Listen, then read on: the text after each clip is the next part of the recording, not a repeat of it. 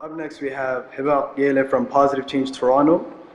She's a university graduate who is committed to social justice, advocacy, and creating healthier communities. She's very passionate about working with youth and has a deep desire for addressing systemic issues. Her future goals consist of mobilizing communities to create effective change in their lives. She loves interacting and engaging with people from all walks of life. Hiba has worked in many priority neighborhoods in Toronto, assisting numerous youth-led initiatives in various capacities. She has played a key role in developing leadership and life skills amongst youth in these neighborhoods through mentoring, facilitating workshops, and advocacy. Hiba has extensive training on leadership, community, social, health, and environmental issues. During her free time, she enjoys attending conferences and participating in various workshops and forums. In 2012, she was awarded by the Canadian Urban Institute the Canadian Urban Leadership for Youth.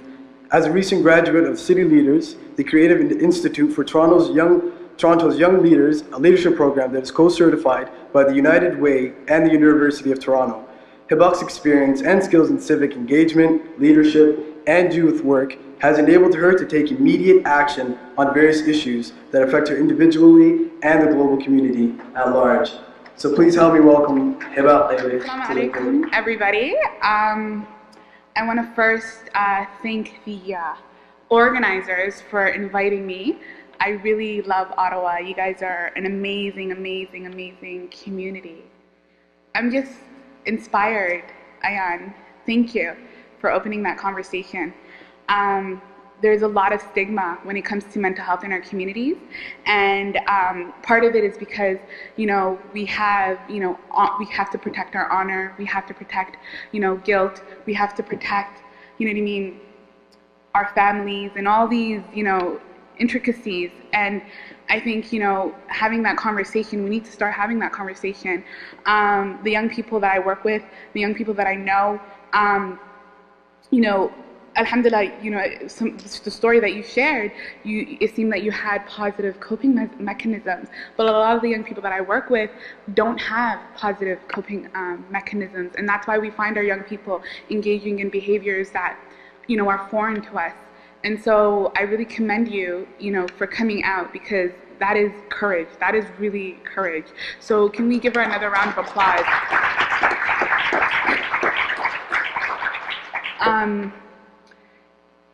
Some of the things that I see in community is really just about not talking. And I think as Somalis, it's really ironic that we are an oral society, but we love not to talk about things that hurt us. And so I'm really thankful for this conversation today about mental health. Although I won't be speaking about mental health is very, very dear to my heart. I'll just move on. And then that piece with the young children, beautiful, mashallah. I think that language and identity is very key for self-esteem and moving and navigating through these very interesting times. So I will go on. So I work with Positive Change. We came here in November. I know some of you guys might have seen some parts of this presentation, so bear with me. I see Amran and I see the whole crew. So let's okay, so as we know, it takes a village to really raise a child, and that's an African mantra and something that we as a Somali community really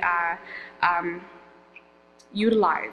And so Positive Change is basically a group of concerned citizens who have united to really tackle the issue of youth violence in the Somali Canadian community. And we are made up of mothers, relatives, friends, and supporters of young men who were recently murdered in Toronto.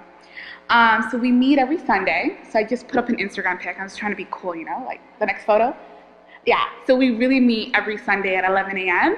And on Saturday nights when you want to get turned up, it's that really can't happen, because I know on Sunday I got to be at Positive Change. So that's actually, we really meet. We're really committed. Like, these people are serious. Like 11 a.m. on a Sunday. Yeah, they're really serious. So I really shout outs to my team. So the background really is. that Positive Change originally was a Somali lobby group to tackle Somali youth violence.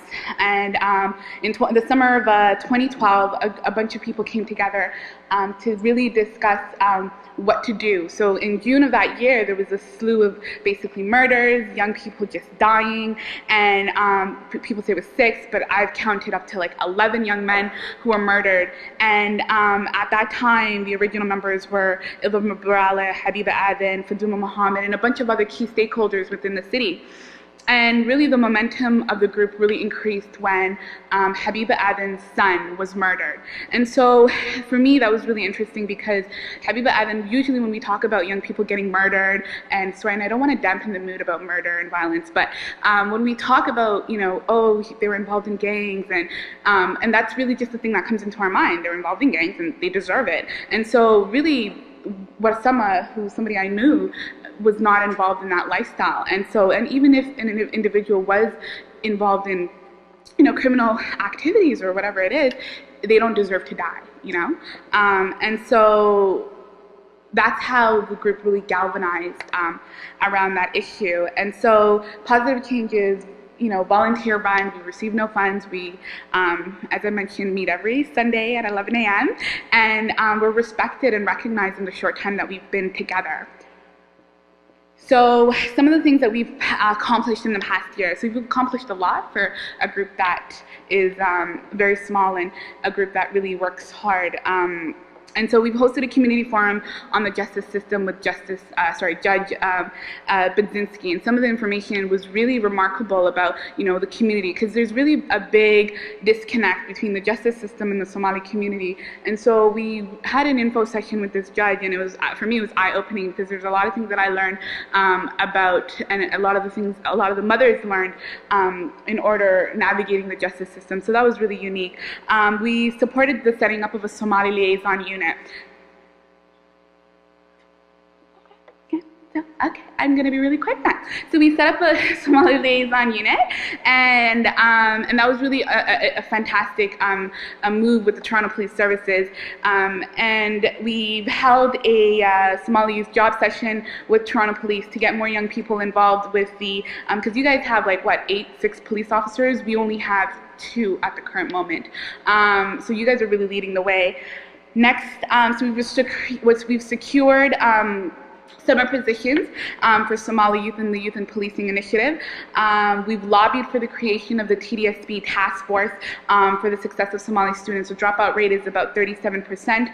And so really we did a lot of creative advocacy and took whistles and blew them and said, listen, you guys are going to listen to our issue. So that is, and hopefully those recommendations will be passed in the next coming month. We've held numerous community meetings after the Dixon raids, if you guys have heard. We've lobbied members when we were in Ottawa here a couple months ago to set up an inquiry into the murders of Somali youth. We've organized a protest at Parliament Hill, and we've worked to change media portrayal of the community. And we've hosted an Eid celebration with community members and allies.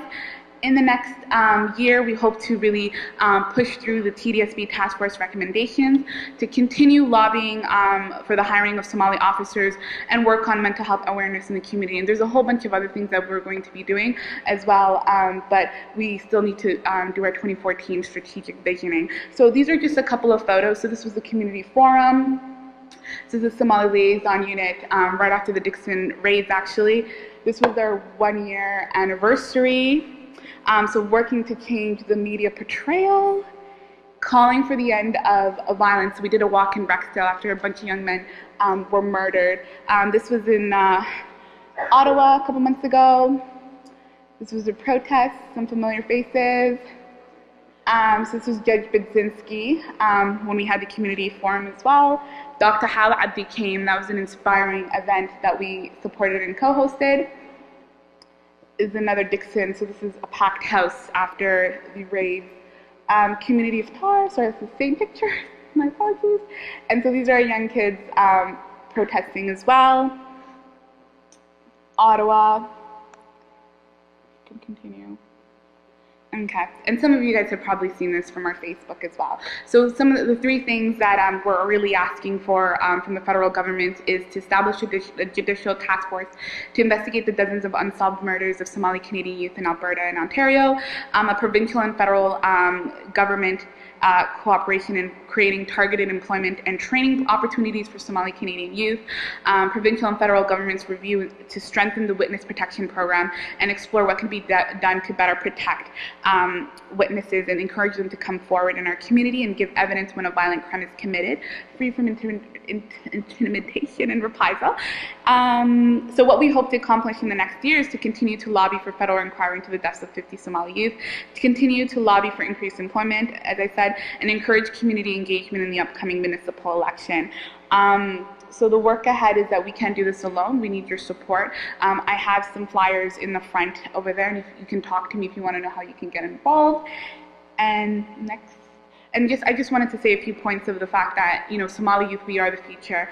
And majority of the Somali diaspora is under the age of 30. And so we really have the power. We can't really wait for old people and, sorry, I'm not trying to make fun of the old people because I'm friends with a lot of old people, so I shouldn't say that. But we should not wait for our elders to really step up. And it's up to us to really reclaim the power in our communities. And I think that's indicative of a lot of the things that we're doing, going to school, getting higher education, the fact that we're getting into more respected professions, and we're volunteering. I know that I was the co-founder of Feed Somalia. Ottawa did a lot of work in raising funds for the famine years ago.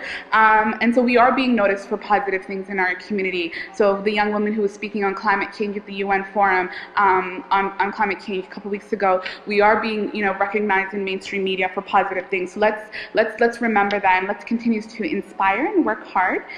Thank you, Ottawa.